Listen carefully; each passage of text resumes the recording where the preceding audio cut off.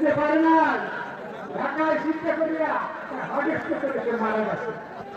কয়েকজনের যে heart stroke হয় তার কোনো হিসাব নাই।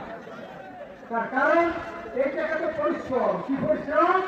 সরকারি পরিশ্রম করছেন আপনারা। কিন্তু আপনারা জানেন এই শরীর শাসককে আল্লাহ কখনোই পছন্দ করেন। আল্লাহর উপর আমরা বিশ্বাস রাখি, তার উপর আমরা ইমান আনি, তাইলে আমাদের এই সরকার কোটা আন্দোলন। কোটা আন্দোলনকে সরকার কত ছিল?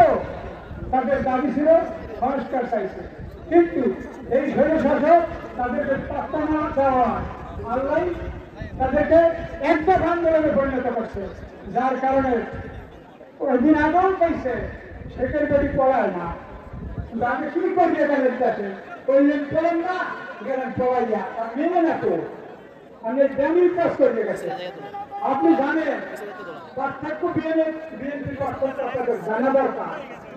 ওই রাষ্ট্রপতি জিয়া রহমান যে ঘোষণা দেওয়ার কথা শেখ মুজিবের রাইতে পড়াই গেছে পাকিস্তান, এই ঘোষণা দেওয়া জিয়া রহমান, যেখানে শেখ মুজিব সমস্ত দল বন্ধ করে বাকশালের জন্ম গেছে, সমস্ত দলকে নিষিদ্ধ করছে।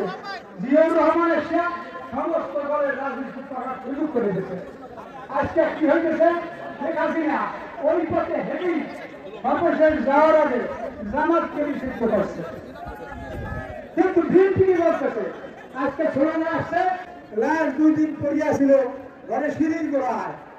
শেখ হাসিনা তার নেতা করে কইতে আছে এখন নেতা কোথায় আইছে এখন, আর আমার বাবা 2 দিন সিঁড়ির গোড়া পড়িয়াছিলেন বলিয়া জানা যায় লোক হয়েছে 9 জন।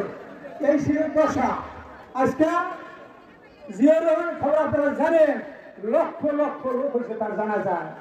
সে জনগণের অন্তরকে আজকে জয় করতে পারছে।